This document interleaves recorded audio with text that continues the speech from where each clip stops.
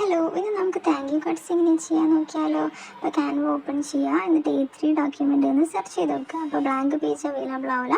ഇതേപോലെ ഒരു ടെംപ്ലേറ്റ് എടുത്തിട്ട് അതിലുള്ള ഓരോ എലമെൻറ്റ്സ് ഡിലീറ്റ് ചെയ്ത് കൊടുത്താൽ മതി. ഇനി എലമെൻറ്റ്സിൽ പോയിട്ട് റെക്റ്റാങ്കിൾ ഫ്രെയിം ഒന്ന് സെർച്ച് ചെയ്ത് കൊടുക്കുക. അപ്പോൾ ഇതേപോലെ ഒരു റെക്റ്റാങ്കിൾ എടുത്തിട്ട് നമ്മൾ താങ്ക് യു കാർഡ്സിൻ്റെ സൈസ് അനുസരിച്ച് അത് അഡ്ജസ്റ്റ് ചെയ്ത് കൊടുക്കുക. ഇനി റീപ്ലേസിൽ പോയിട്ട് നമ്മൾ താങ്ക് യു കാർഡ്സ് ഫ്രെയിമിൽ ആഡ് ചെയ്ത് കൊടുക്കുക.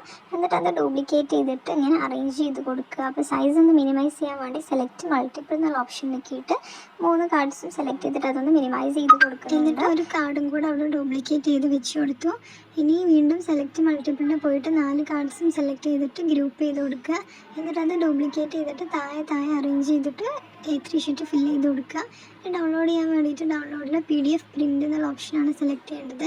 ഇതാണ് നമ്മൾ പ്രിൻ്റ് എടുക്കേണ്ടത്. സോ ഇങ്ങനെയാണ് നമ്മൾ താങ്ക് യു കാർഡ്സ് ചെയ്യണത്. ഇനി താങ്ക് യു കാർഡ്സ് ഡിസൈൻ ചെയ്യുന്ന വീഡിയോ വേണമെന്നുണ്ടെങ്കിൽ കമൻറ്റ് ചെയ്താൽ മതി.